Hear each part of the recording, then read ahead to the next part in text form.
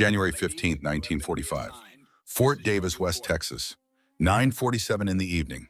The temperature outside had dropped to 28 degrees Fahrenheit. Inside barracks number 7, 200 German women could see their own breath in the frozen air. The wood planks beneath their feet had rotted from months of winter damp. The smell of fear mixed with sweat, with unwashed bodies, with something else. Something alive in the darkness. Sergeant James Hayes opened the door. His face showed nothing. No anger, no cruelty, no emotion at all. He spoke 5 words in German, words he had learned specifically for this moment. Sleep without your clothes tonight. Then he turned and walked out into the freezing night. No smile, no explanation. Just 5 words that stopped every heart in that room. The silence that followed was absolute. 200 women stood frozen, processing what they had just heard. Through the dirty windows, they could see American soldiers unloading equipment from trucks. Metal drums, rubber hoses, large tanks with pressure gauges stamped on the sides. The machinery looked industrial, systematic, cold. Then the soldiers began putting on gas masks. Catherine Schneider, 25 years old, felt her legs go weak. Her mind raced back 8 days to the moment of her capture near Frankfurt. Her commanding officer had been clear in his final briefing. When the enemy gives strange orders at night, it is never kindness. It is always the beginning of something terrible. She was not alone in her fear. Every woman in that barracks had heard the same stories. The propaganda films had shown American soldiers burning villages, executing prisoners, doing unspeakable things to German women. The message had been hammered into them over and over: death was preferable to capture. Better to die with honor than live in shame. 73 of the women carried small pills hidden in their clothing. Cyanide. Quick and painless. An honorable exit, their officers had called it. 2 women had already used theirs during the first week of captivity. They had chosen death over the unknown. Now, watching the gas masks and chemical equipment, many others reached for those hidden pills. Checking collar linings, checking sleeve hems, checking the secret pockets sewn into their underwear. Tonight might be the night to use them. Anna Weber, just 19 years old, grabbed Elizabeth Hoffman's arm. Her voice shook with terror as she whispered, "They will defile us." Elizabeth, 27, had worked as a surgical nurse for 3 years on the Eastern Front. She had seen death in every form imaginable. She had treated wounds that would make most doctors faint. She was not afraid of dying. She was afraid of what might come before. Outside, the American soldiers worked with quiet efficiency. They sealed the windows with rubber strips blocking every gap. They connected hoses to the metal tanks. They wore heavy gloves and carried equipment that hissed with building pressure. Private Patrick Murphy, 24 years old, from Ohio, checked the gauges on the main tank. He did not look at the barracks. He did not look at the women watching him through the glass. He simply did his job step by step, preparing for something the women could not understand. Helena Muller, 33, was the interpreter. University-educated, fluent in English, French, and Russian. She had translated Sergeant Hayes's words for those who did not speak English. Now she wished she had not. The knowledge felt like a weight crushing her chest. She had been married for 20 years. Her husband was a Wehrmacht captain, missing since Stalingrad. She had survived this long by being practical, by staying calm. But tonight, looking at the sealed windows and the soldiers in gas masks, even her iron composure was cracking. "Why are they sealing us in?" someone asked. The answer seemed obvious. Sealed room, chemical tanks, hoses pumping something inside, gas masks protecting the soldiers. The pattern matched every horror story they had been told about American brutality. The irony was cruel beyond measure. These women had survived the war itself. They had survived the bombing campaigns that turned German cities into lakes of fire. They had survived the hunger that made people eat sawdust bread and acorn coffee. They had survived watching everything they knew collapse into rubble and ash. Now, 5,000 miles from home, in a Texas desert prison camp, they believed their final moments had arrived. But outside those sealed windows, the American soldiers were not preparing for murder. They were preparing for something else entirely. Something that would soon turn fear into confusion, and confusion into shame, and shame into a transformation none of them could have predicted. Catherine looked down at the small pill hidden in her collar lining. Her fingers touched it through the fabric. So small, so final. She thought of her younger brother Hans, dead at 5 years old from scarlet fever. She thought of her husband missing somewhere in the frozen hell of the Russian front. She thought this was how they would all be together again. The hissing grew louder. Clara Fisher, 29, a school teacher from Hamburg, felt her stomach turn. She had carried a cyanide pill too, but the Americans had found it during the intake search 3 weeks ago. They had called it suicide contraband and taken it away. She had cursed them then. Now she cursed herself for not hiding it better. Better to die standing than live on her knees, she had told herself. But what choice did she have now? Some women began writing letters. Final words to mothers, fathers, husbands, children. Letters that might never be sent. Others prayed silently, their lips moving in the dim light. A few simply stared at nothing, their minds already accepting the end. The statistics of their situation were grim. Of the 200 women in this camp, 73 had been given pills before capture. 2 were already dead. How many more would choose that path tonight? How many would wait for whatever the Americans had planned? How many would survive to see morning? If you love real stories from World War II that most people never heard, stories about unexpected kindness in the darkest times, you are in the right place. Hit that subscribe button right now. Turn on the bell so you never miss these hidden stories. And please give this video a like. It helps us bring more forgotten history to you. What the Americans did that night was not what anyone expected. Some of these German women ended up living in America for the rest of their lives. One German officer would beg forgiveness 20 years later on his deathbed. This is a story about how chocolate bars and clean clothes can change the course of human lives. Now let us go back to that freezing night in January 1945. Back to those terrified women. Back to the moment everything changed. Fort Davis, Texas was one of more than 50 prisoner of war camps scattered across the state during World War II. Texas had more German POWs than any other state in America, over 50,000 of them.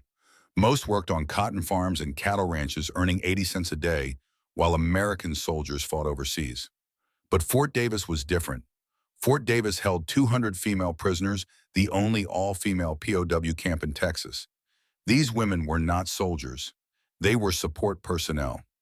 Radio operators like Catherine, factory workers like Anna and Sophie Klein, nurses like Elizabeth, teachers like Clara, interpreters like Helena. Women who had served the German war machine in non-combat roles and been captured during the final desperate months of the fighting. They had been transported across the Atlantic by ship and by train to this remote desert outpost. The journey had taken weeks. Many had expected to be executed upon arrival. American propaganda in Germany had been just as extreme as German propaganda about Americans. Both sides painted the enemy as monsters without mercy or honor. But when they arrived at Fort Davis in early January, the reality was more mundane. Barracks that smelled of old wood and mildew, thin soup for meals, stale bread, work assignments, cleaning the camp or doing laundry. No torture, no executions, just waiting. Waiting for the war to end, waiting to find out what would happen next. Catherine had been captured on January 7th during the evacuation of Frankfurt. American forces had overrun her radio station so quickly, she barely had time to destroy her codebooks. She remembered the officer who had given her the cyanide pill. "You know what Americans do to our women," he had said. "This is your way out. Use it if you must." For 8 days she had carried that pill. For 8 days she had wondered if she would need it. Tonight it seemed the answer had arrived. Anna Weber, at 19, the youngest woman in the barracks, came from Munich. She had joined the Women's Auxiliary Corps to avoid starvation. By 1944, civilian rations in German cities had dropped to 200 calories a day. People were eating wallpaper paste and boiled leather. The military offered food, shelter, and a sense of purpose. Her mother had supported the decision at first. But when Anna was captured, her mother's last letter had been clear. Better dead than dishonored. That letter had arrived 2 days ago. Anna carried it folded in her pocket along with the cyanide pill. Both felt like weights pulling her down into darkness. Elizabeth Hoffman had a different kind of darkness in her past. 27 years old, she had spent 3 years as a surgical nurse on the Eastern Front. She had treated German soldiers torn apart by Soviet artillery. She had performed amputations by candlelight in bombed-out field hospitals. She had watched men die from infected wounds because there were no antibiotics left. She knew what death looked like. She knew what suffering looked like. She had thought nothing could shock her anymore. But the gas mask outside her window shocked her. The sealed room shocked her. The methodical preparation shocked her. This was not the chaos of battle. This was something calculated, something planned, something that made her nurse's instincts scream with fear. Helena Muller, the interpreter, had a different fear. She understood English. She could read the labels on the equipment being unloaded. She could hear the American soldiers talking to each other as they worked. And what she heard made no sense. They were not talking about punishment or revenge. They were talking about temperatures and pressure levels and timing. They sounded like engineers, not executioners. But that only made it worse. Engineers of what death chambers required engineering too. Sophie Klein, 23, a factory worker from Berlin, pressed her face against the cold window glass. She watched the soldiers connect hoses to the vents that led into the barracks. She watched them test the connections, checking for leaks. She watched them prepare with the kind of thoroughness that suggested they had done this before. How many women had been in this barracks before them? How many had stood at these same windows watching these same preparations? And where were those women now? The answer seemed obvious. Too obvious. Too terrible to speak aloud. Outside, Sergeant James Hayes supervised everything with his clipboard and his expressionless face. He was 32 years old.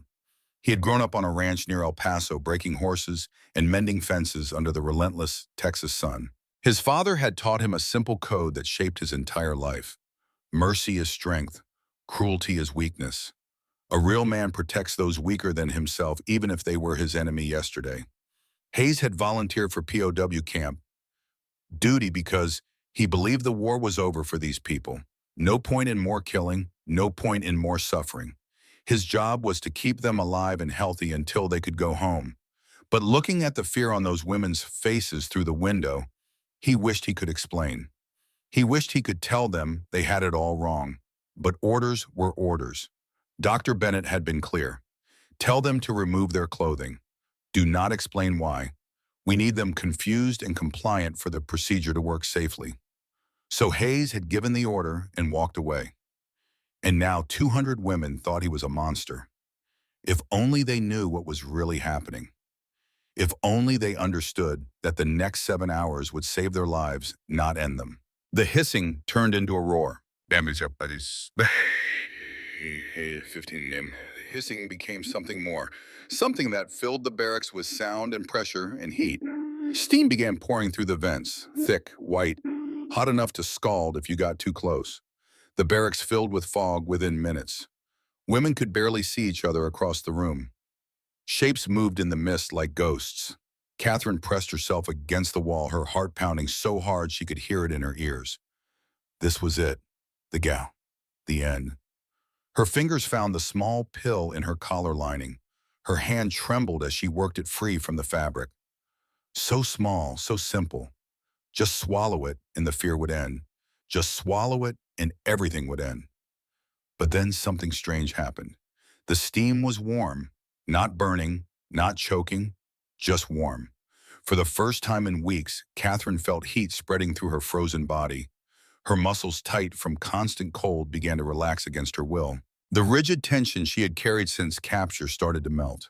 Her chattering teeth stopped. Her shivering eased.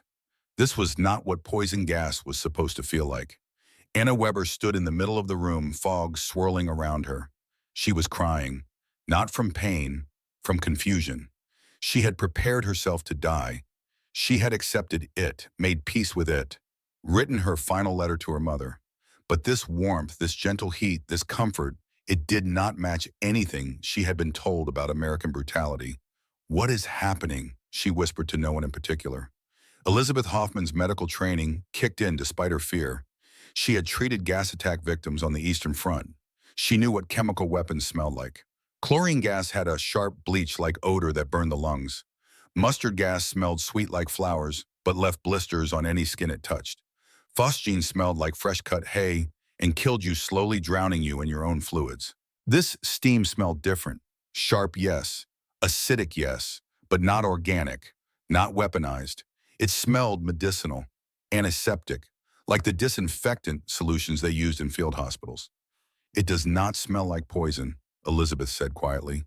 Her voice carried authority even through the fog.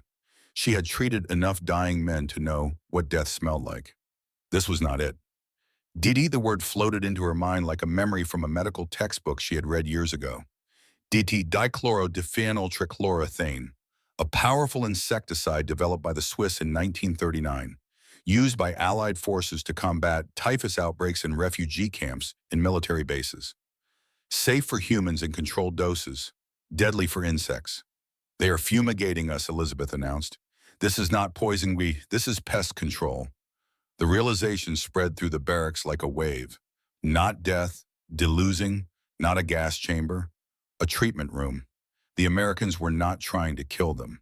They were trying to save them from something, but from what Helena pushed through the fog to the window. The moisture on the glass made it hard to see clearly, but what she saw made no sense at all. Outside, the American soldiers were stripping off their own uniforms. Sergeant Hayes stood in his undershirt despite the 28-degree temperature. Private Murphy was down to his pants and boots, his pale skin already turning red from the cold wind.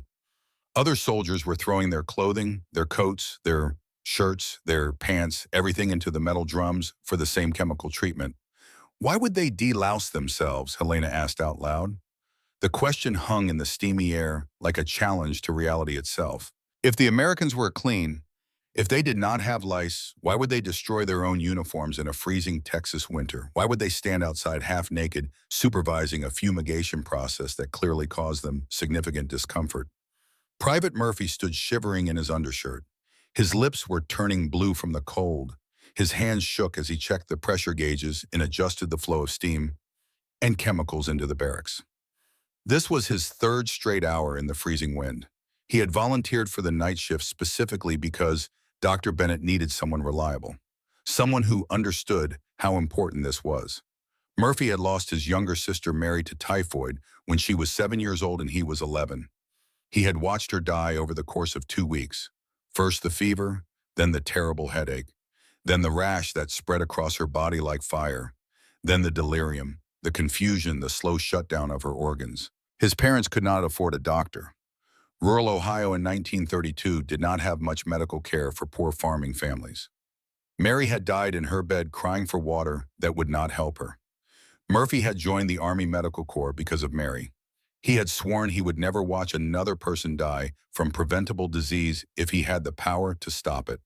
When he saw the typhus blood test results from the German POW camp, when he saw how many women were already infected or carrying the bacteria, he knew this was his Mary moment again. This time he had the power. This time he could save them. So he stood in the freezing cold and checked his gauges and made sure the temperature stayed at exactly 95 degrees Fahrenheit for exactly 7 hours, because that was what the medical protocol required to kill every louse, every egg, every bacteria. Inside the barracks, Sophie Klein looked down at her own uniform. She had worn it for 6 months straight, never washed, never changed. The fabric was stiff with accumulated dirt, sweat, and something else, something alive. Then she saw them, hundreds of them, falling from the wooden ceiling like black snow, dropping from the walls, crawling out of the seams of her clothes, emerging from hiding spots in the fabric and the furniture and the floorboards. Body lice, thousands of them, dead and dying from the heat and chemicals. The floor around Sophie's feet turned dark with tiny bodies. An entire empire of parasites was being destroyed before her eyes. We were infested, she said. Her voice was hollow with shock. All this time, all these weeks, we were infested. Anna looked down at her own arms. She had blamed the constant itching on nerves, the weakness on hunger, the fevers on the cold. But now she could see the truth. Red welts covered her skin, hundreds of them, bite marks, feeding sites, each one a place where a louse had drunk her blood, bred in her clothing, and prepared her body for disease. How did we not know? Anna's voice cracked with the question. Elizabeth had the answer. We did know. Not us, but our commanders knew. The medical reality was more terrifying than any gas chamber. Over 90% of the female prisoners were infested with body lice. Each woman was a walking incubator for Rickettsia prowazekii, the bacteria that causes epidemic typhus. The disease had a 20% mortality rate. 1 in 5 infected people died. The incubation period was 14 days. By the time the first symptoms appeared, fever and headache and rash and epidemic would already be unstoppable. The Americans were not attacking them. They were saving them from a plague they did not even know they carried. Elizabeth had seen typhus on the Eastern Front. Entire field hospitals wiped out. Soldiers who survived bullets and shrapnel killed by invisible bacteria carried by insects smaller than a grain of rice. The German Military Medical Corps had documented the lice problem for months. Reports had been filed. Warnings had been issued. Nothing had been done. Delusing requires resources, Elizabeth said bitterly. Resources were needed for the fighting men. We were support personnel, expendable. The statistics told the full story. In the final year of the war, German forces lost more personnel to typhus than to Allied bullets on the Eastern Front. The disease spread through cramped barracks, crowded trains, and understaffed hospitals. Medical supplies went to combat units. Everyone else was left to suffer, left to scratch at invisible bites, left to host parasites that would eventually kill them. Sophie remembered when the itching had started 3 months ago. She had blamed it on cheap soap, then on stress, then on the rough wool of her uniform. Her supervisor had told her to stop complaining. Soldiers did not scratch in public. It showed weakness. So she had scratched in private at night in the dark, while the lice fed and multiplied and prepared her body for epidemic disease. The German command had known. They had simply chosen not to care. Catherine looked at the dead lice covering the floor. She picked one up between her fingers. A body louse, tiny, flat, harmless in appearance. But she knew better. Her medical training, brief as it had been, had taught her what this creature could do. One louse carried enough typhus bacteria to kill a healthy person in 14 days. This barracks had contained millions of them. Every woman in this room had been a host. Every woman had been dying slowly. And the Americans had known. Somehow they had tested the prisoners. Somehow they had discovered the infestation. And instead of letting the disease run its course, instead of allowing their enemies to die from natural causes, they had worked through the night in freezing temperatures to save them. The contradiction was crushing. At 11:30 p.m., the door opened again. Dr. William Bennett entered wearing a fresh uniform, having destroyed his previous one in the same delusing process. He was 42 years old, a public health officer before the war. His medical bag was open. He carried photographs, charts, and diagrams. Through Helena's translation, he explained what was happening, what had almost happened, what the fumigation had prevented. 3 American soldiers died yesterday in the main camp from typhus. Dozens more are critically ill. The disease is spreading. You were next. Without treatment, 20% of you would have died within the month. The rest would have carried the infection to others. An epidemic does not respect borders or uniforms. If you get sick, my soldiers get sick. If a plague starts here, it spreads everywhere. Saving you saves us. Simple mathematics, practical medicine, nothing personal. But Catherine watched Dr. Bennett check vital signs with genuine concern. She watched him prescribe medication from his own limited supplies. Supplies meant for American soldiers, now given to German prisoners. She watched him identify 3 women, Marlene Schaefer, Johanna Becker, and another in the corner who already showed early typhus symptoms. Fever, confusion, early-stage infection, caught just in time. The Americans had saved them with hours to spare. The irony was crushing. For months, these women had been taught that Americans were monsters. The propaganda films had shown American soldiers burning villages, executing prisoners, assaulting women. The message had been hammered into them over and over. Death was preferable to capture. Americans had no honor. Americans had no mercy. Americans were savages in uniform. Now those same savages stood outside in freezing temperatures, destroying their own uniforms to kill these suckers that were killing their enemies. Those same monsters had worked through the night to stop an epidemic they did not cause. Those same barbarians had followed medical protocols that German command had ignored for months. Why, Clara asked. The question echoed what everyone was thinking. Why would the enemy care more than our own side? Dr. Bennett's answer was simple. Typhus does not respect borders. If you get sick, my soldiers get sick. If an epidemic starts here, it spreads everywhere. Saving you saves us. It is that simple. Simple mathematics, practical medicine, nothing personal. But it felt personal to Catherine. She watched the American doctor check Sophie's temperature with genuine concern. She watched him prescribe medication, write notes, give orders to his staff about follow-up care.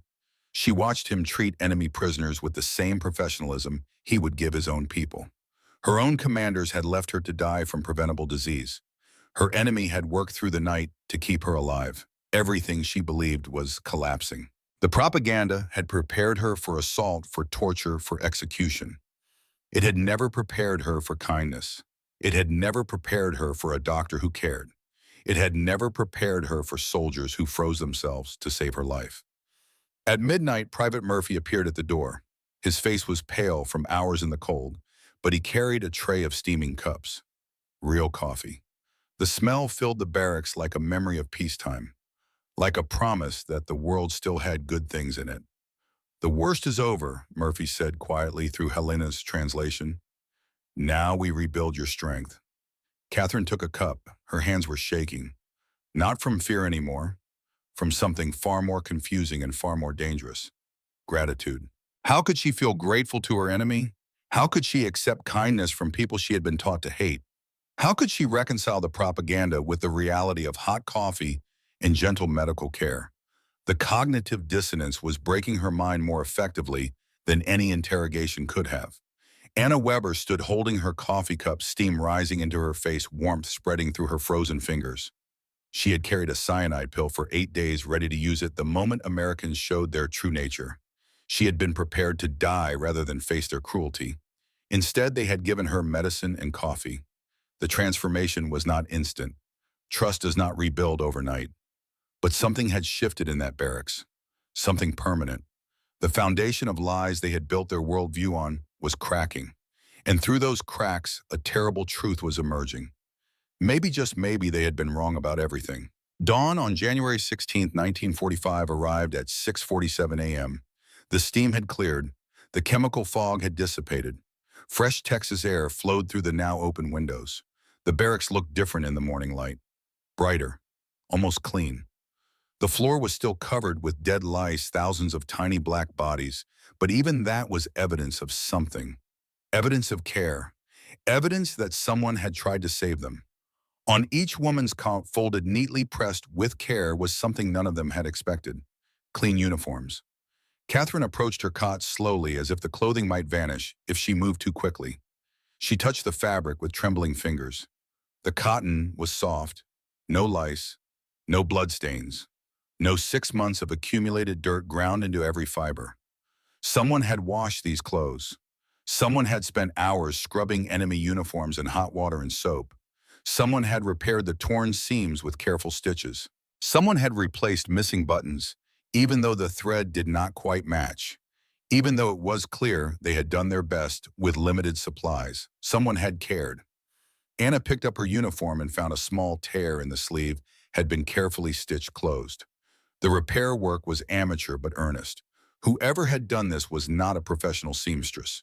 They were just someone trying to help.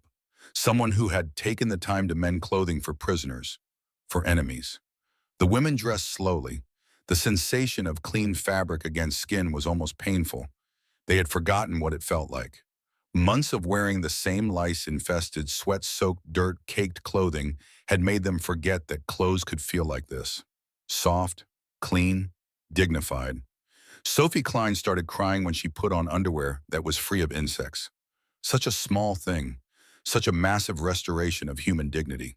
She had not realized how much the constant itching, the constant awareness of parasites on her body had degraded her sense of self. Now wearing clean clothes, she felt almost human again.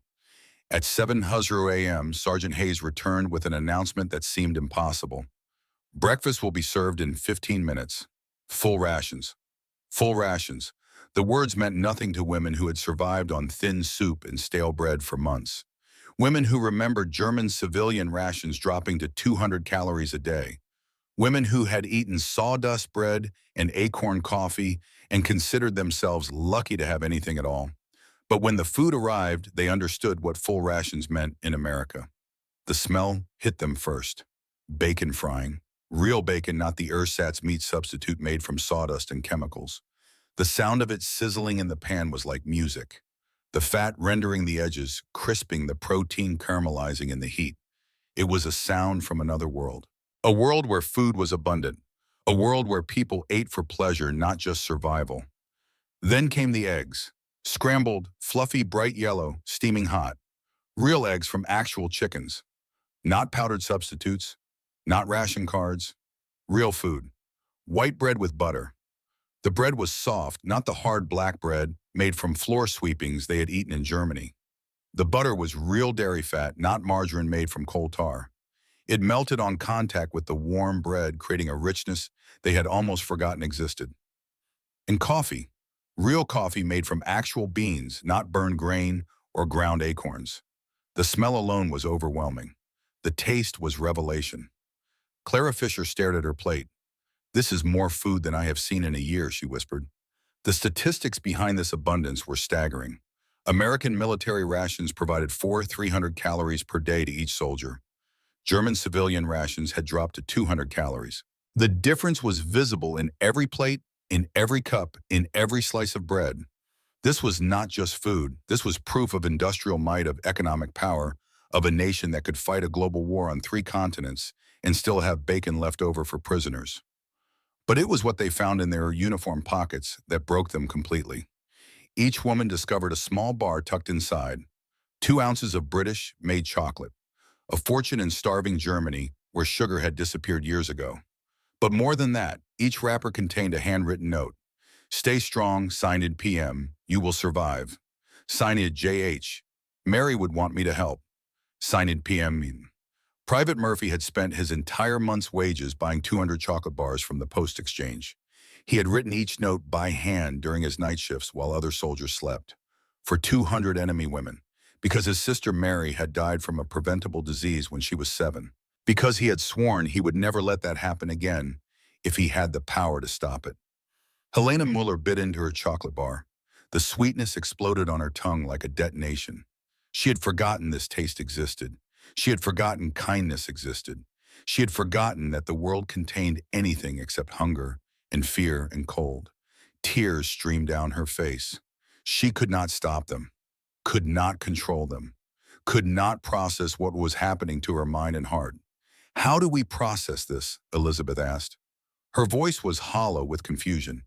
"We were prepared for assault. We were ready to die. Instead, they give us chocolate."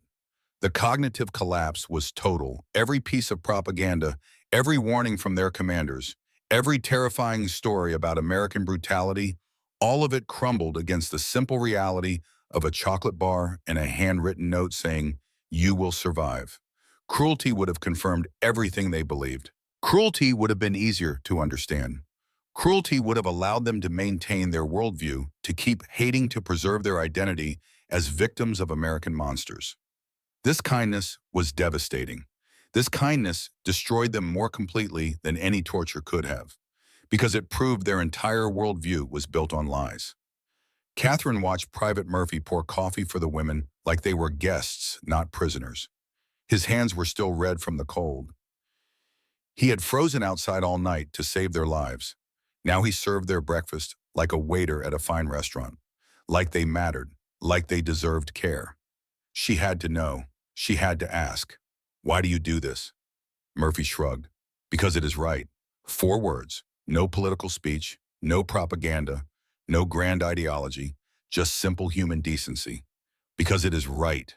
The Americans had produced over 3 billion chocolate ration bars during the war. 3 billion. The number was incomprehensible to women who had watched their country's factories destroy, their cities bombed into rubble, their supply lines shattered. This abundance was not just military power. It was industrial might. It was economic strength. It was the power to fight a global war across 3 continents and still have chocolate left over for prisoners. Anna Weber, who had carried a cyanide pill for 8 days, who had been told to choose death over capture, was now sharing her chocolate with Sophie Klein, choosing life over hatred, choosing humanity over propaganda, choosing to believe that maybe, just maybe, the enemy was not who she had been told. Something had shifted in that barracks, something permanent, something that would soon divide these women into 2 groups, those who would accept this new reality, and those who would fight against it with everything they had. In 3 days, Catherine would make a decision that would change her life forever. She would walk to the American medical tent and volunteer her skills as a nurse. She would choose to help the enemy. And when she did, a German colonel watching from 2 miles away would begin making a list of traitors, a list of women who helped Americans, a list of people who would face consequences when Germany won the war. But that was 3 days away. This morning in the pale January light, 200 women simply sat with their chocolate and their coffee and their clean clothes, trying to understand, trying to process, trying to rebuild a worldview that had been shattered by kindness. Outside, Sergeant Hayes stood watching the sunrise over the Texas desert. His father's words echoed in his mind. Mercy is strength, cruelty is weakness. He had given those women clean clothes and chocolate bars. In 3 days, some of them would repay that kindness by saving American lives. In 6 months, Germany would surrender, and many of those women would be rejected by their own families for choosing healing over hatred. In 20 years, Hayes would return to the spot and share coffee with a German woman who had become a British medical advisor. They would talk about that night, about the fumigation, about the chocolate, about how small acts of decency can ripple forward through time in ways no one can predict. But that was 20 years away. This morning the sun was rising on Fort Davis. Steam still rose from the barracks. Dead lice still covered the floor. And 200 women were learning a truth that would define the rest of their lives. Sometimes the enemy you fear most becomes the friend who saves your life. 3 days passed. January 16th became the 17th, then the 18th, then the 19th. The typhus threat began to fade. Blood tests came back cleaner each day. The fever that had gripped Marlene Schaefer broke on the second night. The confusion that had clouded Johanna Becker's mind cleared by the third morning. The antibiotics Dr. Bennett had prescribed were working. Bodies that had forgotten what health felt like began to remember. But while the German women regained their strength, the American medical tent descended into crisis. The numbers were brutal and getting worse. 60 wounded soldiers arrived at Fort Davis every day. Training accidents on the rifle range, agricultural injuries from the work farms, vehicle crashes on the desert roads, appendicitis, pneumonia, infections that turned septic without proper care.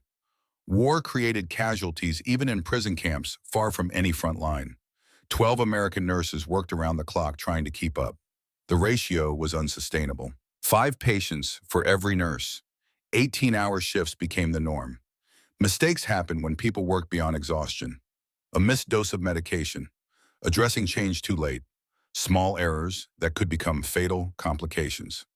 Catherine Schneider stood at the window of Barracks Number 7 on the morning of January 19th, watching stretchers carry wounded men into the medical tent.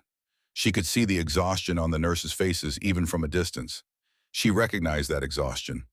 She had felt it herself during her brief time working in a Hamburg hospital before the war, before radio operator training, before capture, before everything changed. She looked down at the medical insignia still sewn onto her old German uniform, the one they had returned to her after fumigation cleaned and pressed, but still marked with the Red Cross symbol that meant she had sworn an oath to heal, an oath that came before nations, before politics, before war itself. The equation forming in her mind was simple. Need plus ability equals action. The Americans needed medical help. She had medical training, therefore she should help. But the implications were anything but simple. Helping the enemy meant betrayal, meant choosing their side over her own, meant becoming exactly what the propaganda had always warned against: a collaborator, a traitor to the fatherland.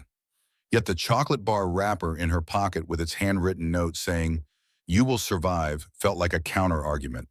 How could she call these people enemies when they had saved her life? How could she refuse to help when they had shown her nothing but kindness? At 9:23 a.m., Catherine made her decision. She walked out of Barracks Number 7, across the frozen dirt of the compound, past the guard towers, toward the medical tent where American nurses worked themselves to exhaustion trying to save American lives. Every step felt like choosing a side. Every step felt like crossing a line she could never uncross. Her heart pounded, her hands sweated despite the cold, but her feet kept moving forward. Colonel Robert Dawson was inspecting the medical facility when Catherine arrived. He was 45 years old with salt and pepper hair and the kind of weathered face that came from years of command responsibility. He had served in the Pacific Theater from 1942 to 1943, seen combat at Guadalcanal, watched young men die for inches of jungle. He had been reassigned to POW camp duty after taking a shrapnel to his left leg. The limp was permanent, but he could still serve. still led, still make decisions that mattered. He looked up when Catherine approached, looked at her German uniform, looked at the medical insignia sewn onto the sleeve, looked at his 12 exhausted nurses trying to manage 60 patients. The mathematics were not complicated. "Can you work on American soldiers?" Dawson asked through an interpreter. Catherine did not hesitate. "Blood is blood, pain is pain. I took an oath to heal." Dawson studied her face for a long moment, looking for deception perhaps, looking for hidden motives. But Catherine's eyes were steady. Her voice was firm. She meant what she said. The Hippocratic Oath came before Hitler, came before the war, came before nationalism and propaganda and everything else. Healing came first. Always. Dawson made his decision in less than 10 seconds. "Report tomorrow at 0600. We will start with simple cases. Prove yourself and we will give you more responsibility." Catherine saluted by instinct, then felt foolish, saluting an enemy officer. But Dawson returned the salute with perfect seriousness. In that moment, they were not enemy and prisoner. They were two medical professionals acknowledging a shared commitment to saving lives. Word spread through barracks number 7 like electricity through copper wire. Catherine had volunteered. Catherine was going to work in the American medical tent. Catherine was going to save enemy lives. The reactions were mixed and immediate. Elizabeth Hoffman, the surgical nurse with 3 years of Eastern Front experience, volunteered within the hour. 27 years old, and she had seen more trauma surgery than most doctors saw in a lifetime. If Catherine was offering their skills, Elizabeth would not let her stand alone. Besides, her hands missed the work, missed the clarity of surgery, missed the simple moral equation of a wounded human being who needed help.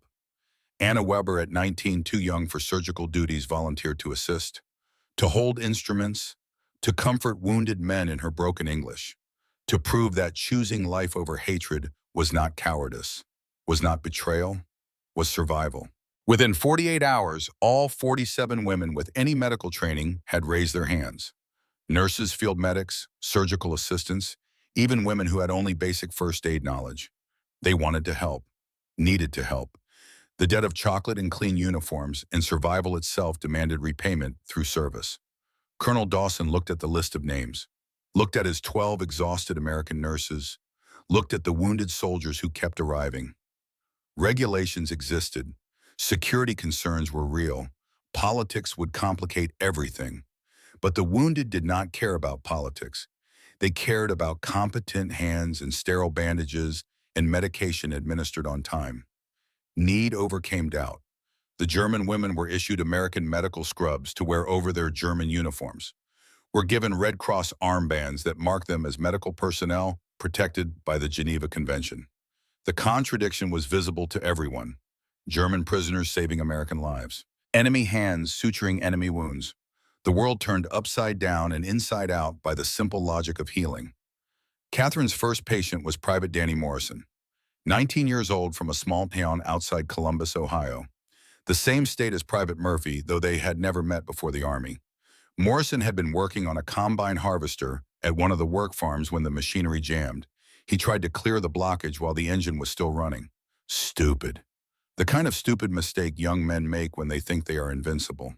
The harvester blade had caught his abdomen, opened him up like a zipper. By the time they got him to the medical tent, infection had already set in.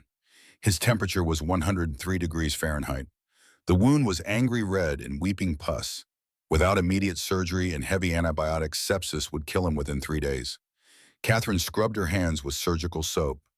The ritual was familiar, comforting. She had done this before. Not often. Her training had been brief, but enough. Enough to know what she was looking at, enough to know what needed to be done. Her hands moved automatically once she began. Scalpel, forceps, sutures, antiseptic solution, debridement of the infected tissue, irrigation of the wound cavity, antibiotic powder packed into the deepest parts of the injury, layer by layer, tissue by tissue, bringing order to chaos. She did not think American enemy. She thought infected tissue needs removal. She thought sepsis risk needs antibiotic coverage. She thought patient needs care. The oath reduced everything to its simplest elements. A human being was suffering. She had the skills to reduce that suffering. Therefore, she acted. 3 hours of surgery, Morrison's vital signs stabilized. The infection was under control. He would live, would heal, would go home to Ohio eventually and tell stories about the German woman who saved his life in a Texas POW camp. When Morrison woke up in the recovery area, his eyes opened slowly. Confusion first, pain second, then awareness of where he was and what had happened. He turned his head and saw Catherine standing beside his bed checking his bandages with professional efficiency. A German woman, an enemy, standing over him, hands that had just saved his life. He tried to speak. His throat was dry from anesthesia. Catherine held a cup of water to his lips, helped him drink, adjusted his pillow, did all the small things nurses do to comfort patients who have just survived trauma. "Thanks," Morrison whispered. One word, but it carried the weight of understanding. Understanding that she could have let him die. Understanding that she chose to save him instead. Understanding that maybe, just maybe, the lines between enemy and friend were not as clear as anyone had thought. Elizabeth Hoffman's operating theater became legendary within a week. American surgeons found themselves assisting her, not the other way around. 3 years on the Eastern Front had taught her techniques that military medical schools did not cover. How to perform amputations with minimal blood loss. How to remove shrapnel from complex angles. How to do trauma surgery by candlelight when the generators failed. How to triage when you had 100 wounded and supplies for 20. Dr. Martinez, who had trained at Johns Hopkins, one of the finest medical schools in America, found himself learning from a 27-year-old German prisoner. He watched her work with something close to awe. The confidence, the precision, the absolute economy of movement that came from operating in conditions where every second mattered and every supply was precious. After one particularly complex surgery, Martinez pulled off his mask and looked at Elizabeth with professional respect that transcended nationality. "I trained at the best medical school in America," he said. "You trained in hell. You are better at this than I am." Elizabeth did not know how to respond to that. She simply nodded and moved on to the next patient. Compliments were nice, but wounded men needed attention.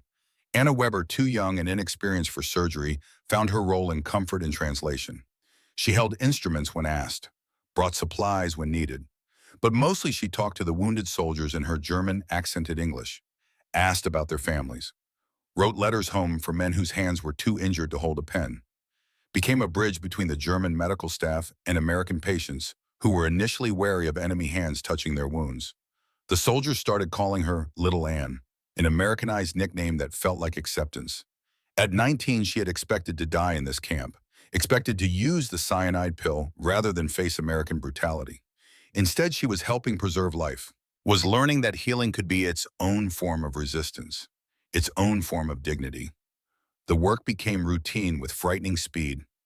Days blurred together in a haze of surgery and recovery and new casualties arriving. German hands suturing American wounds. American blood type did not differ from German blood. Pain sounded the same in English as it did in German. Suffering transcended flags and uniforms and propaganda. The 47 German medical women worked 16-hour shifts, unpaid beyond their rations. Volunteers in the truest sense. They had something to prove. To the Americans who had saved them. To themselves. To a world that was watching and judging and trying to understand what this meant.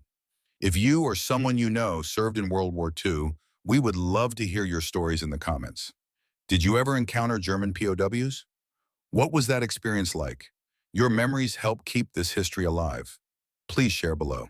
But while the German women found purpose in healing, while they proved themselves through competence and dedication, while they began to believe that maybe this new world of cooperation was possible, someone was watching from 2 miles away. Someone who saw their service not as healing, but as betrayal. Someone who was making a list that would haunt them for years to come. January 28, 1945.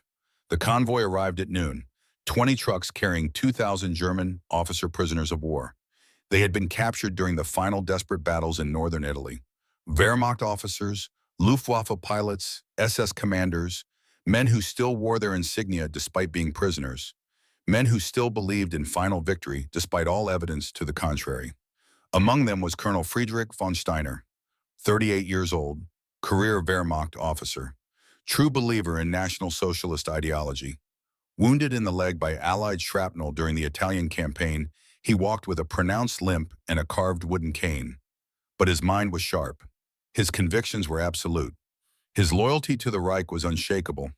The Americans had separated male and female prisoners by 2 miles to comply with Geneva Convention requirements.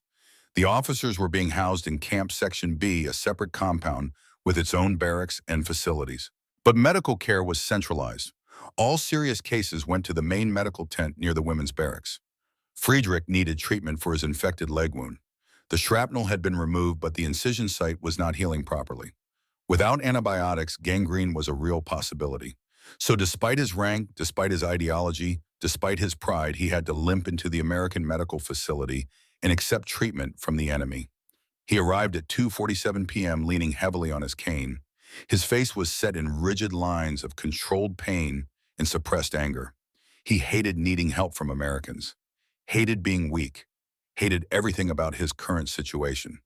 He walked through the tent entrance and stopped cold. German women in American medical scrubs were working on American soldiers. He saw Catherine Schneider, whose name he knew from the prisoner manifest, suturing a scalp wound on a young private. He saw Elizabeth Hoffman assisting an American surgeon in removing a burst appendix. He saw Anna Weber, barely more than a child, holding a soldier's hand while a nurse inserted an IV line. German women, helping the enemy, saving American lives while German soldiers died in hospitals that lacked supplies and staff. Friedrich's face twisted with rage, pure, undiluted ideological rage. The word came out like a bullet, like an accusation, like a death sentence. Raider. The entire medical tent froze. Every German woman stopped moving. Every American guard tensed. Years of military conditioning made Friedrich's voice dangerous even when he had no actual authority. Officers commanded, others obeyed. The hierarchy was instinctive, automatic, bred into the bone through training and culture and fear. Catherine's hands paused mid-suture. The scalp wound she was closing still gaped open. Blood still needed to be stopped. But Friedrich's voice had triggered something deeper than professional focus. Something that remembered what it meant to disobey a superior officer, what it meant to face consequences. Friedrich stepped further into the tent, his cane tapping against the floor with each limping step. He looked at each German woman in turn, memorizing faces, recording names, building his list. You save the enemy while our men die in understaffed hospitals. His voice carried across the tent. You betray Germany for chocolate in warm beds. You disgrace every soldier still fighting for the fatherland. Elizabeth Hoffman straightened from the operating table. She was 27 years old. She had seen 3 years of combat. She had treated thousands of wounded German soldiers. She had earned the right to speak, the right to challenge. I am saving lives, that is my oath. Your oath is to Germany. Friedrich's response was immediate, to the Reich, to the Führer. These Americans are destroying our homeland, burning our cities, killing our people. And you stand here helping them. Catherine found her voice, kept it calm, kept it professional, did not let Friedrich see how his words were shaking her foundations. I took an oath before any of this started, an oath to heal the sick and injured without regard to nationality or politics. That oath does not expire because of war. Friedrich looked at her with something that might have been pity if it had not been so close to contempt. You are naive. You think medicine exists outside politics. Medicine is politics. Everything is politics. And what you are doing here is collaboration. Pure and simple. He turned to address all the German women in the tent. His voice dropped lower, but became more menacing because of it. After the war, we will settle accounts. Germany will remember who served her and who betrayed her. I am making a list. Every name, every face. And when final victory comes, when the Reich rises again, as it must, as it will, there will be consequences for traitors. Anna Weber felt her hands start to shake. She was 19 years old. She had believed the propaganda once. Part of her still feared it might be true. What if Germany did win somehow? What if Friedrich's threats were not empty? What if helping Americans really was the unforgivable sin the propaganda had always said it was? But then she looked down at the American soldier whose hand she was holding. Young, scared, in pain, human, just human. Not a monster, not a savage, just a boy far from home who needed comfort. Colonel Robert Dawson appeared in the tent entrance, 6 feet 2 inches of command authority. He had been monitoring the situation from his office, waiting to see if the German women could handle Friedrich themselves. But threats of post-war retribution crossed a line, crossed into intimidation, into coercion, into violations of the Geneva Convention that Dawson had sworn to uphold. Colonel von Steiner Dawson's voice cut through the tension like a clean blade. Geneva Convention Article 27. Male and female prisoners must be separated at all times. You are in violation by being in this facility. You will return to Section B immediately. Friedrich turned to face Dawson. 2 colonels, 2 nations, 2 ideologies meeting in a Texas medical tent that smelled of antiseptic and blood. These women are German citizens. They answer to German military authority, not while they are prisoners in my camp. Dawson's response was absolute. Here they answer to me, and I say they continue their medical work. You will return to Section B now. Friedrich wanted to argue, wanted to assert authority he no longer possessed, but he was outnumbered and outgunned and standing in enemy territory. Pride was one thing, suicide was another. He turned back to the German women one last time. His eyes moved across their faces slowly, deliberately, recording every detail. I will remember, he said quietly. All of you, I will remember. Then he limped out of the tent, his cane tapping an angry rhythm against the floor. The confrontation lasted less than 10 minutes, but its impact rippled outward for months. Within 1 hour, Dawson had Friedrich and all 2,000 German officers relocated to a completely separate area of Camp Section B, 2 miles from the main facility. Guards were posted with explicit orders. No male officer was allowed anywhere near the medical tent or the women's barracks. The separation was absolute and non-negotiable. The irony was sharp enough to draw blood. American soldiers were protecting German women from German officers. The enemy was keeping them safe from their own military. The propaganda had never prepared them for this, had never suggested that liberation might come from the people they had been taught to fear most. But Catherine never stopped working during the confrontation. Her hands had paused for perhaps 5 seconds when Friedrich first shouted. Then they resumed. The suture needle kept moving. The scalp wound kept closing. American blood kept being stopped by German skill. The Hippocratic Oath existed before Friedrich, existed before Hitler, existed before nationalism and war and everything else that tried to put conditions on healing. Private Morrison, Catherine's first patient, had been conscious during the entire confrontation, had heard everything, had seen Catherine's hands remain steady while a German officer called her a traitor and threatened her with post-war consequences, had realized something profound. She chose to save me despite her own people's threats. She chose healing over loyalty, chose humanity over nationalism. When Friedrich left, Morrison looked up at Catherine with new understanding in his eyes. Thank you, he said again. But this time the words carried different weight, carried gratitude not just for surgical skill, but for moral courage, for choosing the harder path, for proving that some things mattered more than flags. Friedrich's threats did not end with that first confrontation. Over the following weeks, he found ways to make his presence felt. In mid-February, a junior officer smuggled a letter to the women's barracks, hand-delivered during a shift change when security was less vigilant. The envelope contained a single sheet of paper with 47 names written in red ink. At the top, in Friedrich's precise handwriting, Deutschland vergisst nicht. Germany does not forget. At the bottom, Verräter werden bestraft. Traitors will be punished. Every woman who had volunteered for medical service, every woman who had chosen healing over hatred, every woman who had dared to help the enemy, all their names, all underlined in red ink like blood on a death warrant. Clara Fisher could not sleep after receiving that letter. She dreamed of trial courts, of execution squads, of her name read aloud in a list of traitors. The fear was not irrational. History had shown what happened to collaborators when regimes changed hands. Mussolini's mistress hung upside down from a gas station. French women with shaved heads paraded through streets. German generals executed in their prison cells after show trials. Friedrich's threats had historical precedent, but morning came. And with morning came wounded soldiers who still needed care. Surgery could not wait for fear. Infections did not pause for political uncertainty. The work continued because it had to continue, because stopping meant people died, and they had already chosen which side of that equation they stood on. In early March, Friedrich orchestrated an escape attempt. 12 officers. The plan was to steal a medical supply truck, drive south to the Mexican border, disappear into a neutral country before American authorities could stop them. The plan required inside help from the medical facility, required someone with access to keys and schedules and guard rotations. Friedrich sent a message to Helena Muller, the interpreter. Help us escape or face consequences when Germany wins the war. The threat was explicit. The choice was binary. Collaborate with German officers or be labeled a traitor twice over. Helena reported the escape plan to Colonel Dawson within an hour of receiving the message. She betrayed fellow Germans to save American security. Not because she loved Americans, not because she had abandoned her German identity, but because the escape attempt would get people killed. Guards, officers, maybe medical staff caught in the crossfire.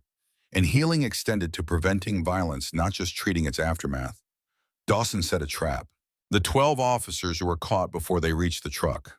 Friedrich was sentenced to 30 days in solitary confinement, 23 hours a day alone in a cell with nothing but his thoughts and his crumbling ideology. But even in isolation, Friedrich's influence remained. Other officers in Section B still looked to him for leadership, still believed in his vision of final victory, still thought the war could somehow be won if they just remained loyal enough, fought hard enough, believed hard enough in the rightness of their cause. During those 30 days of solitude, Friedrich read letters from Germany, heavily censored by American authorities, but still containing fragments of truth. Hamburg bombed to rubble, Dresden consumed by firestorm, 25,000 civilians dead in a single night of bombing, Berlin surrounded by Soviet forces, the Reich contracting day by day like a dying star. Final victory looked less final with each letter. Doubt crept in through the cracks in his ideology. Not enough to break him, not yet, but enough to make him wonder in the dark hours of solitary confinement if perhaps the cause he had dedicated his life to was already lost.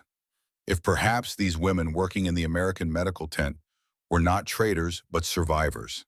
If perhaps survival required adaptation, required seeing enemies as human beings. But pride would not let him admit such thoughts even to himself.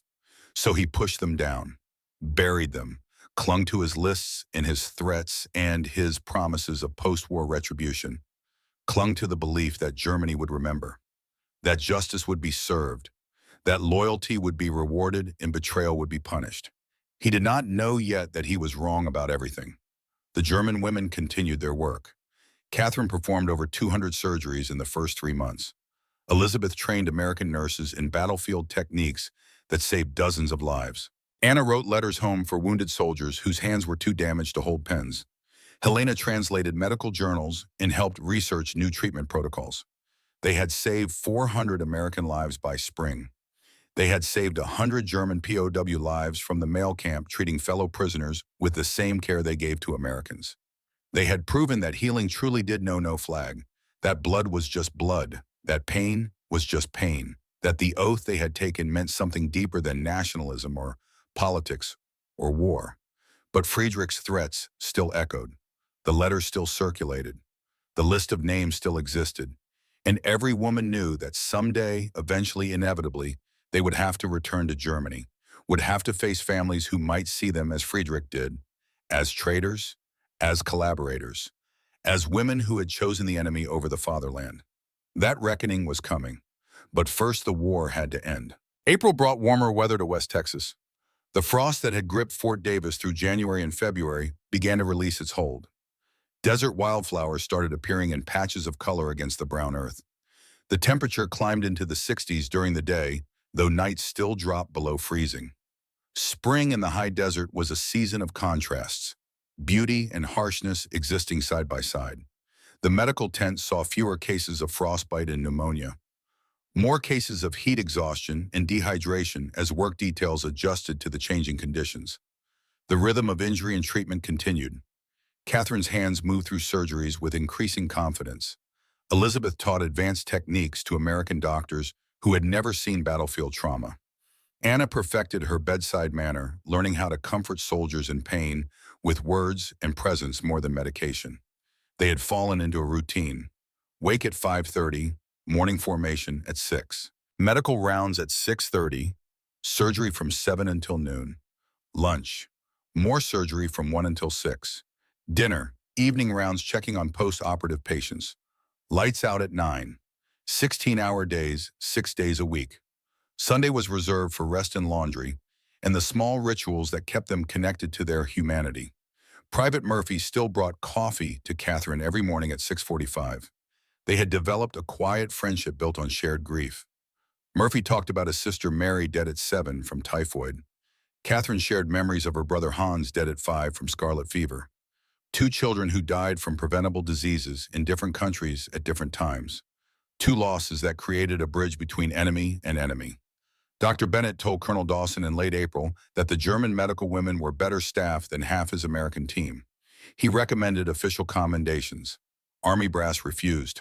Cannot commend enemy prisoners, the telegram from Washington said. Would set bad precedent. Might encourage other prisoners to expect rewards for compliance. The women did not care about commendations.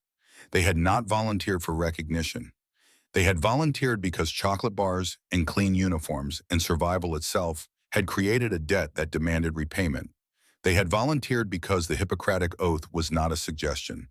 They had volunteered because healing was the only thing that made sense in a world that had stopped making sense years ago. But while they worked and healed and proved their competence day after day, while they began to believe that maybe this cooperation between former enemies was sustainable, while they dared to hope that the future might hold something other than punishment, the world outside Fort Davis was changing in ways they could not control.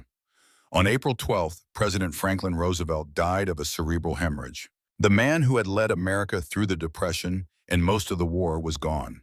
Harry Truman, a haberdasher from Missouri, who had been vice president for less than 3 months, became the most powerful man in the world. On April 30th, Adolf Hitler committed suicide in his bunker beneath Berlin. The man who had promised a 1,000-year Reich ended his life after 12 years of power that left Europe in ruins. He shot himself while Soviet forces fought through the streets above his head, block by block, building by building, closing in on the final collapse. On May 7th, Germany surrendered unconditionally. The war in Europe was over. Victory in Europe Day, VE Day. Celebrations erupted across America. In Texas, the celebrations were muted out of respect for the prisoners who had just learned their country was destroyed, their cause was lost, their lives would never be the same. May 8, 1945. Colonel Dawson gathered all the prisoners, male and female, in the main assembly area at noon. He read the surrender announcement in English. Helena translated into German. The words were simple and final. Germany has surrendered. The war is over. You will remain here as prisoners until repatriation can be arranged. Transportation back to Europe will begin in approximately 6 weeks. The reaction among the male officers in Section B was mixed. Some wept. Some stood in stunned silence. Some refused to believe it. Friedrich von Steiner, released from solitary confinement 2 weeks earlier, stood rigid and expressionless. His face gave away nothing, but his hands gripped his wooden cane so tightly his knuckles turned white. Among the women, the reaction was more complex. Relief that the killing was over. Fear about what came next. Uncertainty about what they would return to. Germany was destroyed. Everyone knew that much. The cities were rubble. The infrastructure was shattered. Millions were dead. Millions more were displaced. What kind of country would they be returning to? And underneath that practical fear was a deeper, more personal terror. What would their families think when they learned their daughters, their wives, their sisters had spent months working for the Americans, had saved enemy lives, had chosen healing over resistance? The first letters from home arrived in mid-June. The mail system was barely functioning in occupied Germany, but the Red Cross was helping process correspondence. Prisoners were allowed to receive letters, were allowed to write letters. Communication with the outside world was restored after months of silence. Helena Muller's letter arrived on June 15th. She recognized her husband's handwriting immediately. Her hands shook as she opened it. She had not heard from him since before her capture, did not know if he had survived Stalingrad or died in that frozen hell. The letter meant he was alive, meant he had made it home somehow. She read it 3 times before the words made sense. You lived, you helped the enemy, do not return. 3 sentences, 20 years of marriage destroyed in 3 sentences, no explanation, no forgiveness, no room for discussion, just exile delivered in ink on Red Cross stationery. Helena sat on her cot holding the letter. She did not cry. She was beyond crying. She simply sat and stared at words that erased her entire life before the war. Her home in Dresden no longer existed anyway. The firebombing had turned the city into ash. But she had thought her husband would be there, thought they would rebuild together, thought love might survive what war had destroyed. She was wrong. The statistics that emerged over the following weeks were brutal and consistent. 34% of female prisoners of war were rejected by their families. Parents disowned daughters. Husbands divorced wives. Children were told their mothers died heroically in the final battles. The lie was easier than the truth, easier than admitting that survival sometimes required cooperation, that helping the enemy heal was not the same as helping the enemy kill. Anna Weber's letter arrived on June 18th from her mother in Munich. Anna had written home weeks earlier explaining what had happened: the fumigation, the chocolate, the medical work. She had tried to explain that she had no choice, that letting American soldiers die when she could help them would have been a sin worse than collaboration, that the Hippocratic Oath meant something. Her mother's response was a single sentence written in the shaky handwriting of someone whose hands no longer worked properly from malnutrition. Better dead than dishonored. Anna was 19 years old. She had worked 16-hour days for 4 months. She had saved countless lives. She had proven that humanity could transcend propaganda and hatred and war. Her mother wanted her dead instead.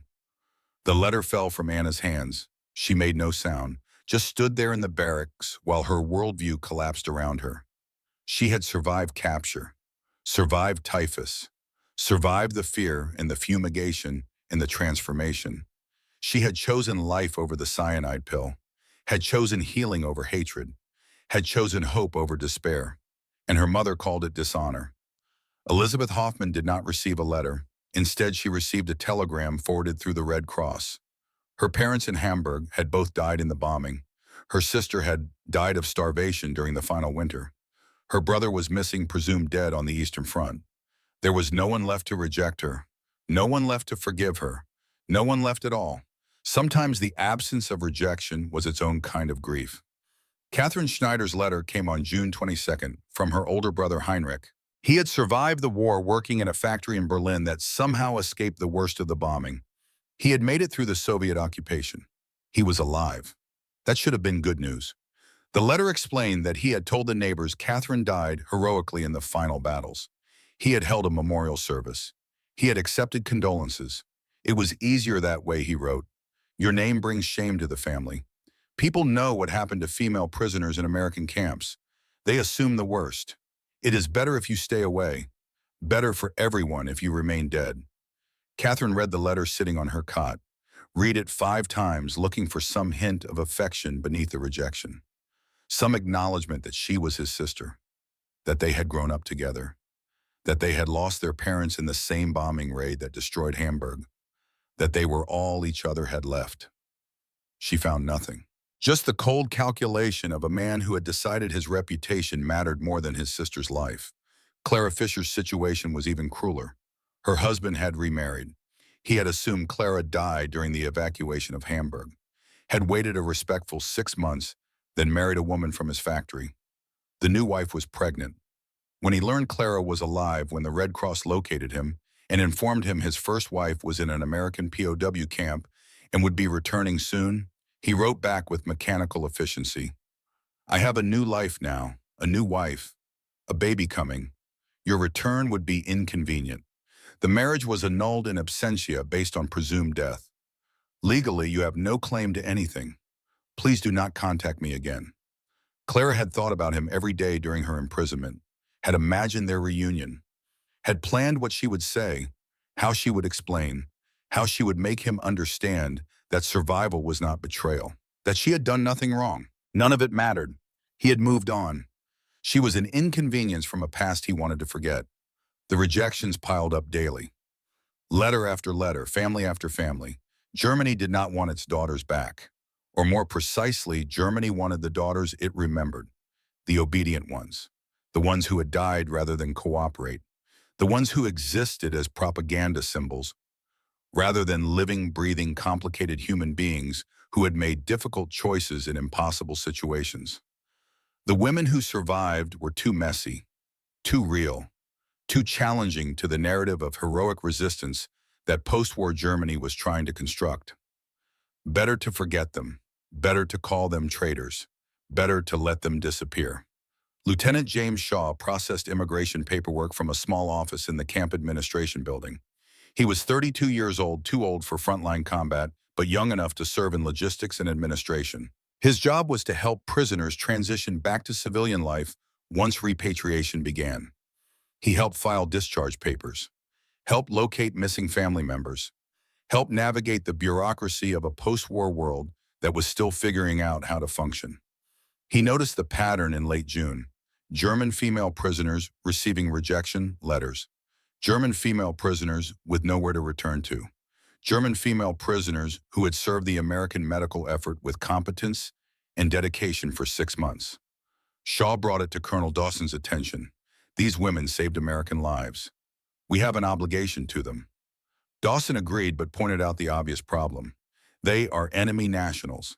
Technically, they should be repatriated to Germany regardless of family situations. Shaw had done his research. British hospitals need nurses. They lost thousands during the Blitz and the V2 attacks.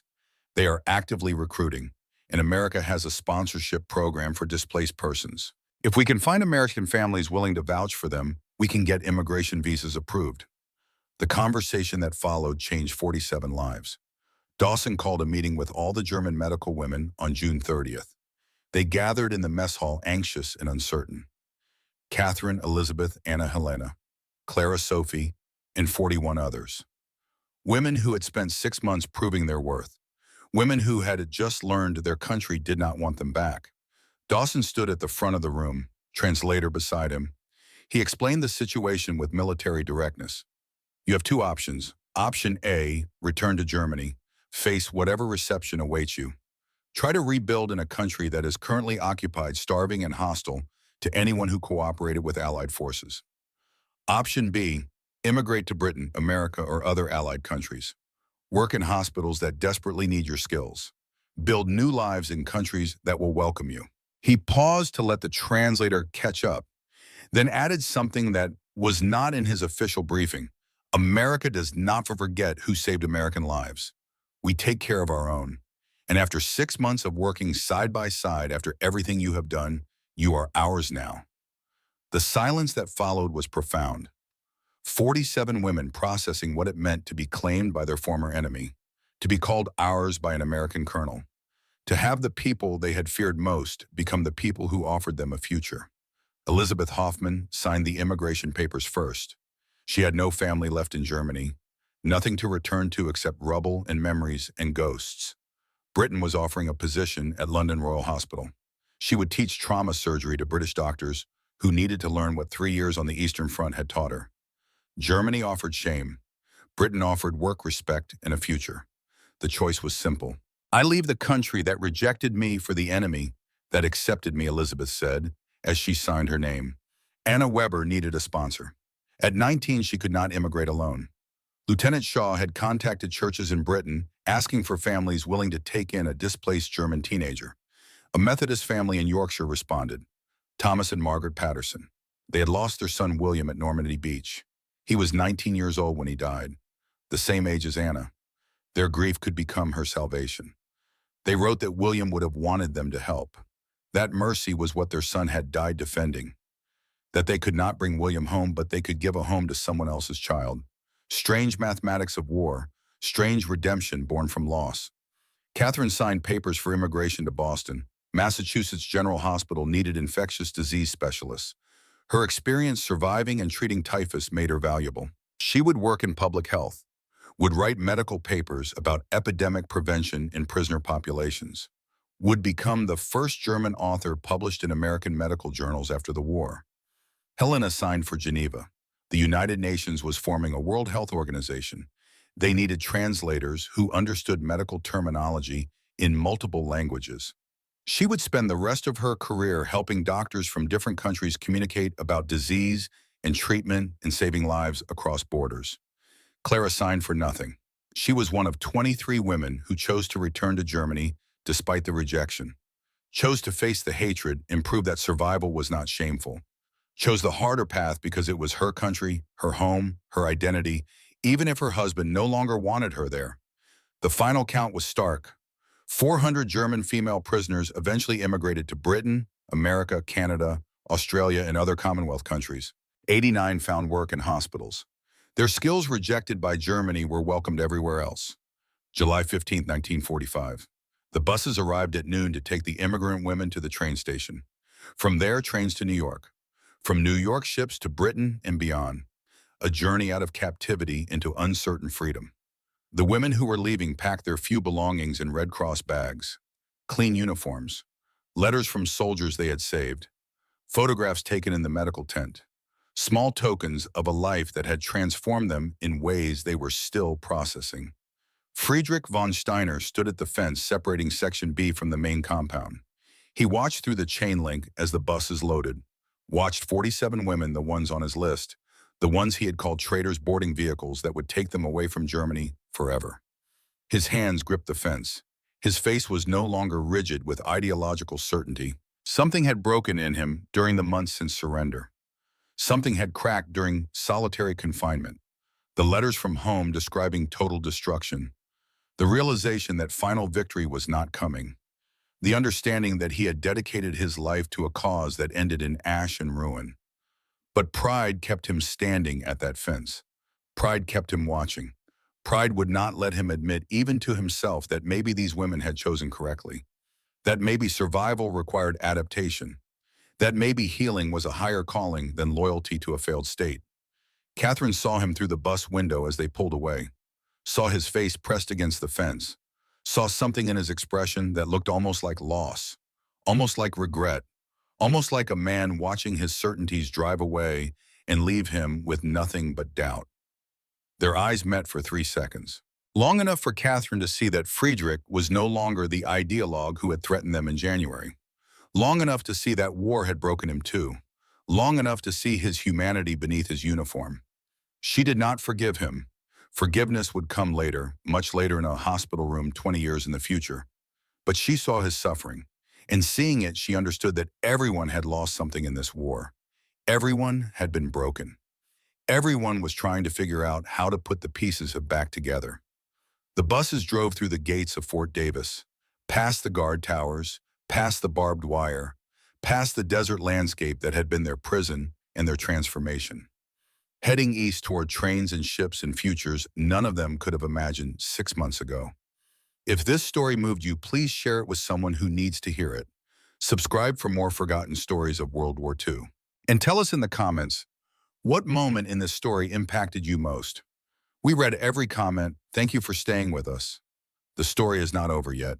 20 years later, these women would return, and Colonel Friedrich, he would be dying in a hospital bed, begging for the mercy he once denied. Time has a way of softening sharp edges. 20 years can turn enemies into memories, can turn trauma into stories, can turn hatred into understanding if people are willing to do the work. Elizabeth Hoffman arrived in London in August 1945. The city was still scarred from the Blitz. Entire neighborhoods were rubble, V2 craters pocked the streets.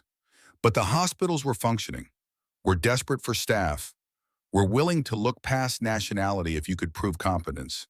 She proved competence on her first day.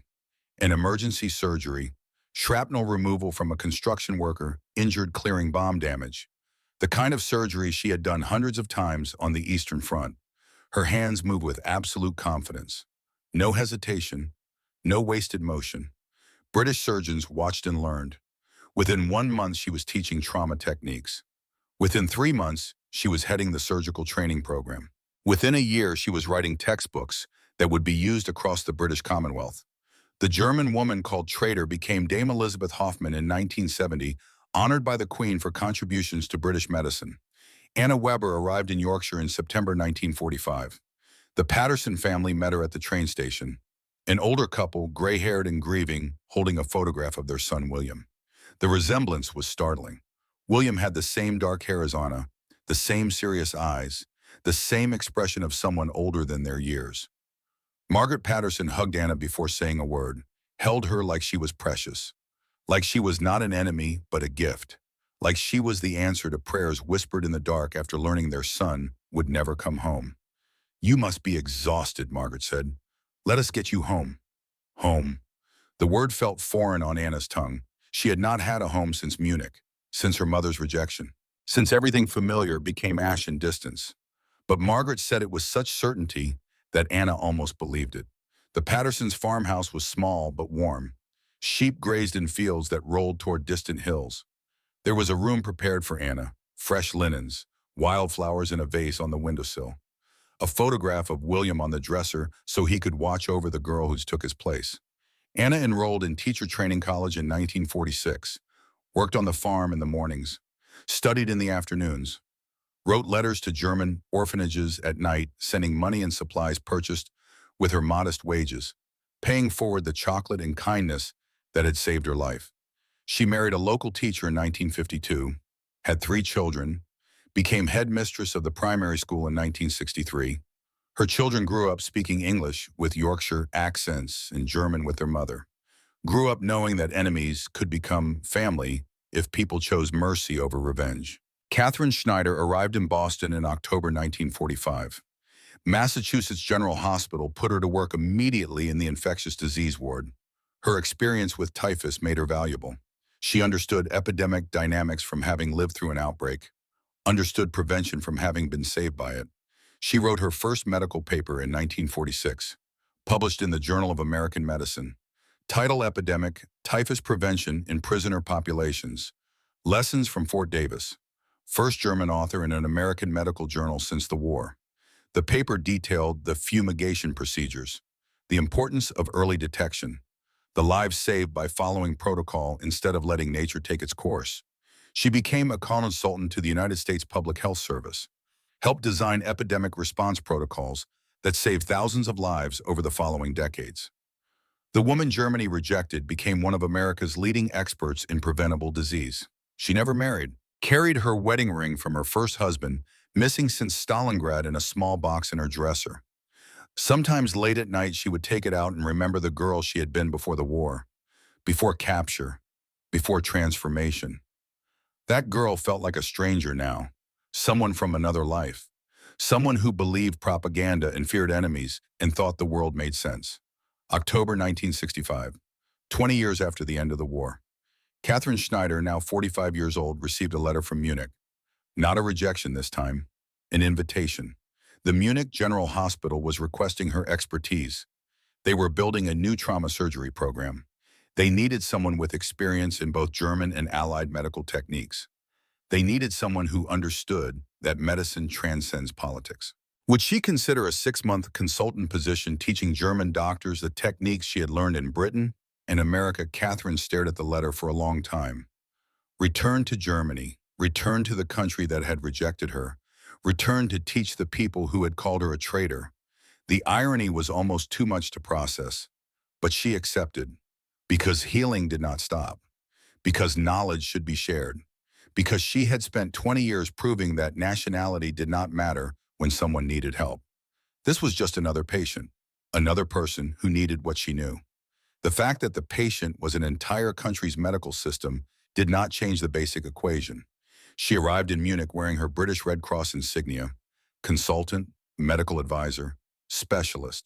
The young German nurses and doctors who attended her lectures did not know her story, did not know she had been imprisoned at Fort Davis, did not know she had been rejected by her own brother 20 years earlier.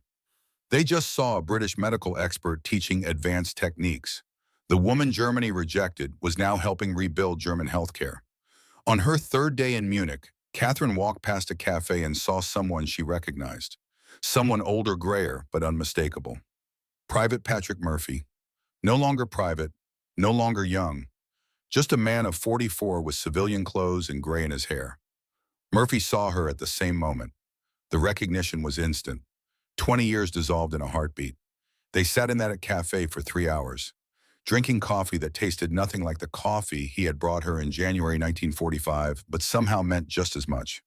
They talked about Mary Murphy's sister dead from typhoid at 7, About Hans Catherine's brother dead from scarlet fever at 5, about the chocolate bars with handwritten notes, about how small acts of kindness can ripple forward through time in ways no one can predict. Murphy had brought chocolate, English chocolate, not American, but the gesture was the same. 20 years later, and he still remembered, still cared, still proved that humanity does not expire just because time passes. We broke the cycle, didn't we, Murphy said. We proved healing is stronger than hatred.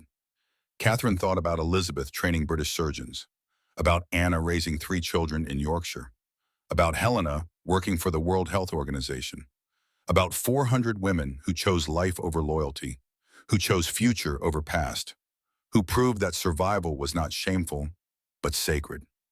Yes, Catherine said, we broke the cycle. November 1965. Catherine received a second letter. This one from Munich Cancer Treatment Center. Urgent. Private. The name on the return address made her hands shake. Colonel Friedrich von Steiner is a patient here. Stage 4 pancreatic cancer. Terminal. Weeks remaining at most. He has requested to see you specifically. You are under no obligation to respond, but he asked that this letter be delivered. Catherine could have refused, could have ignored the request, could have let Friedrich die alone with his regrets, in his lists, in his ideology that had cost him everything. She owed him nothing. He had threatened her, had called her traitor, had promised post-war consequences that never came because his Germany had been destroyed and her healing had been vindicated. But the Hippocratic oath did not end when someone became your enemy, did not expire when they treated you cruelly, did not pause because forgiveness felt impossible. Healing included forgiving. Healing included mercy. Healing included seeing your accuser reduced to a dying man in a hospital bed and choosing compassion over revenge.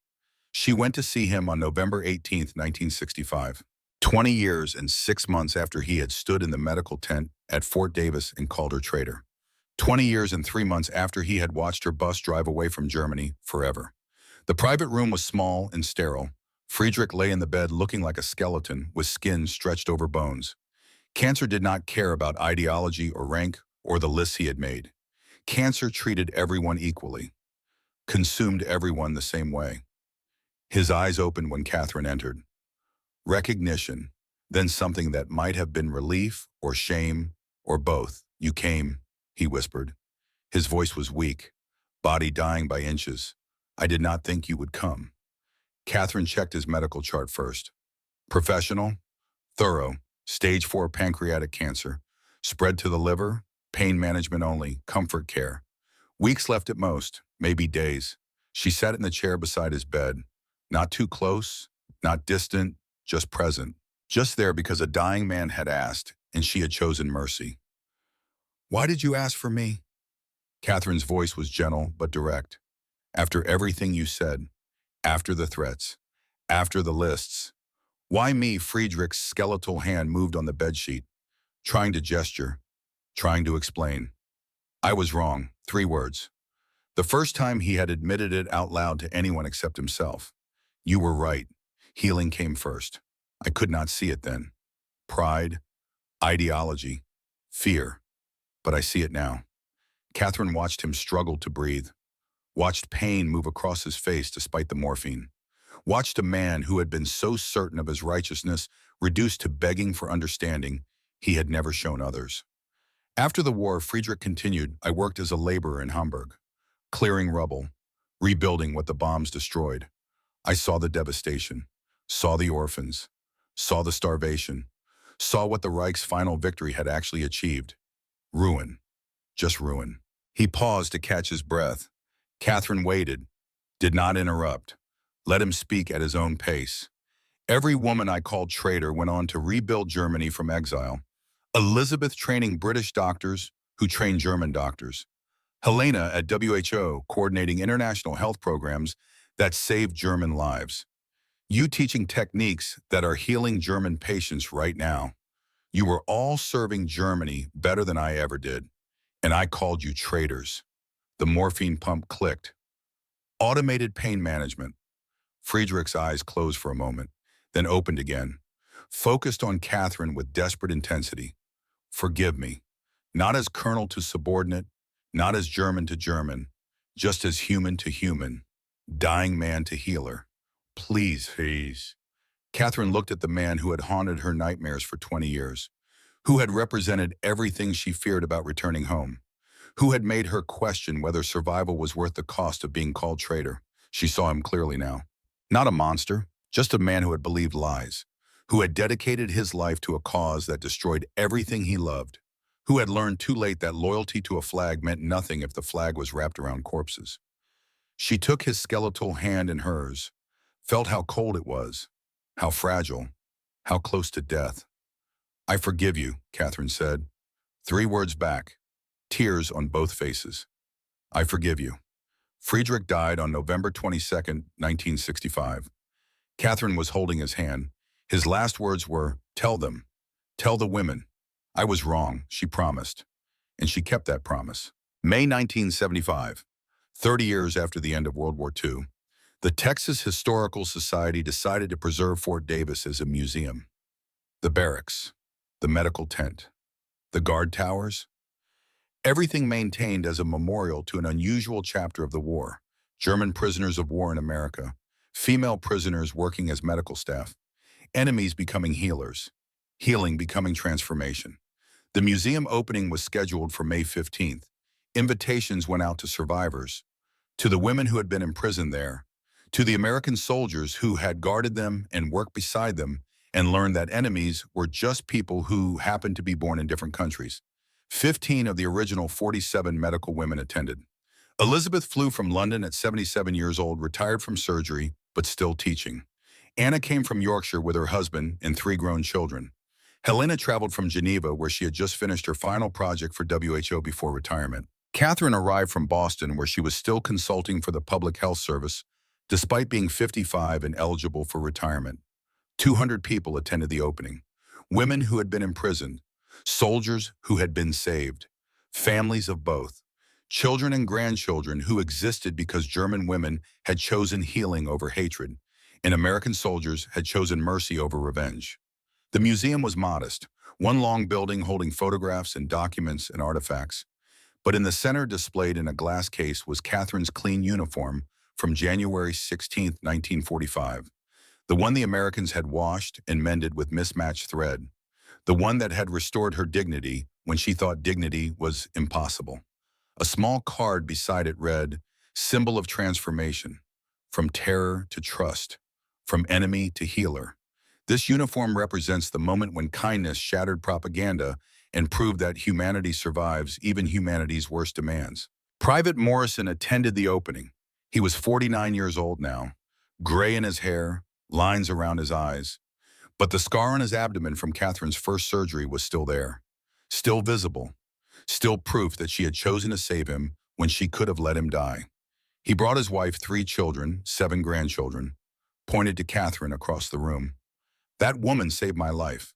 That German woman who everyone said was the enemy. She saved me. And because she saved me, all of you exist. The mathematics of kindness, the ripple effects of choosing mercy."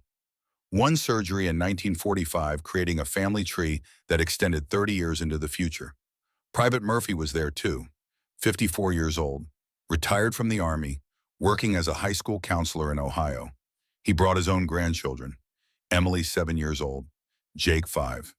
The same age as his sister Mary had been when she died from typhoid in 1932. He showed them Catherine's uniform behind the glass. Told them the story, how German women were terrified of American soldiers, how fumigation saved them from typhus, how he had bought chocolate with his own money because Mary would have wanted him to help, how those women had repaid kindness by saving hundreds of American lives. Emily looked up at her grandfather.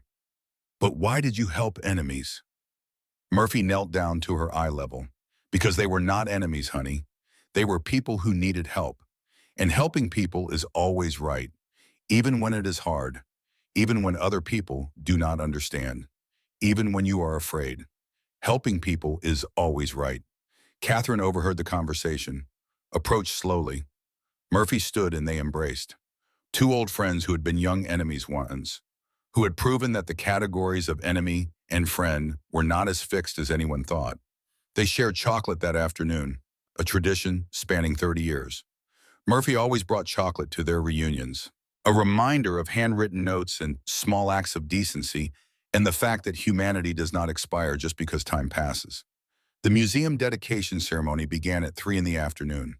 A podium had been set up outside the preserved barracks, folding chairs arranged in rows, Texas sun beating down with familiar intensity. The desert landscape unchanged from 1945 except for the people standing in it. Older now, grayer, carrying 3 decades of memories. Catherine was invited to speak. She stood at the podium looking out at the crowd, at Elizabeth and Anna and Helena and the other survivors, at Murphy and Morrison and the American soldiers who had chosen mercy, at children and grandchildren who would carry these stories forward. She began with the uniform, with 5 words that had stopped 200 hearts. Sleep without your clothes tonight. She told them about the terror, about the cyanide pills, about thinking they were going to die, about the steam and the confusion and the realization that the enemy was saving them, not killing them. She told them about the clean uniforms and the chocolate bars, about handwritten notes that said, "You will survive," about how propaganda had prepared them for cruelty, but never for kindness, about how kindness had destroyed their worldview more completely than any weapon could have. She told them about the choice to heal, about Catherine walking to the medical tent and offering her skills, about 47 women following her example, about 16-hour days in unpaid service and proving that the Hippocratic Oath meant something deeper than nationalism. She told them about Friedrich, about the threats and the lists and the promises of post-war retribution, about his deathbed 20 years later when ideology had crumbled and he begged forgiveness from the women he had called traitors. And she told them about the letters, about Germany rejecting its daughters, about families choosing shame over survival, about 400 women who immigrated to Allied countries because their own country did not want them back. But she also told them about redemption, about Elizabeth training British doctors who trained German doctors, about Anna teaching 3 children to speak German and English and believe that enemies could become family, about Helena coordinating international health efforts that saved lives across borders, about their return to Germany as consultants and teachers in proof that healing eventually won. Catherine's voice was steady as she reached the conclusion. She had practiced this speech for weeks, had revised it dozens of times. But standing at that podium in the Texas sun, looking at faces that represented 3 decades of transformation, she spoke from memory and heart. This uniform was given to me by enemy soldiers, washed, mended, folded with care, along with chocolate and kindness. They did not have to do any of that. They chose mercy when cruelty would have been easier. That choice changed my life, changed all our lives, proved something that I want to make sure we never forget. She paused. Let the silence stretch. Let the weight of what she was about to say settle. We were taught to fear Americans. We expected death. We received chocolate. We chose to heal. We were rejected. We rebuilt. We returned. We forgave. That is our legacy, not the surgery count, not the lives saved, but this. We proved that healing knows no flag, that blood is blood, that pain is pain, and that sometimes the enemy you fear most becomes the friend who saves your life. The applause was quiet at first, then built, then became something more than applause, became acknowledgement, became agreement, became acceptance of a truth that transcended the war and the politics and the propaganda. Murphy stood, then Morrison, then Elizabeth and Anna and Helena, then everyone, standing and applauding and acknowledging that these women had been right, that choosing healing over hatred had been the correct choice. That survival was not shameful but sacred. That mercy was strength, not weakness. The ceremony ended at 5. People lingered, talking, sharing memories, exchanging addresses, making plans to stay in touch. The museum would preserve the artifacts, would tell the story to future visitors, but the people who had lived it would carry it forward in their own ways. As the sun set over Fort Davis, Catherine stood alone for a moment looking at the barracks where she had spent 6 months of her life, where she had been terrified and transformed, where she had learned that enemies were just people, where she had chosen healing and lost her country and gained the world.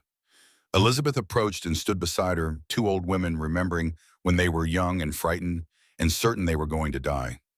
"Do you ever regret it?" Elizabeth asked. choosing to help them. Catherine thought about the question, thought about the rejection letters in the years of exile and the difficulty of building a new life in a foreign country. Thought about Friedrich's threats and the fear in the case of choosing healing over loyalty.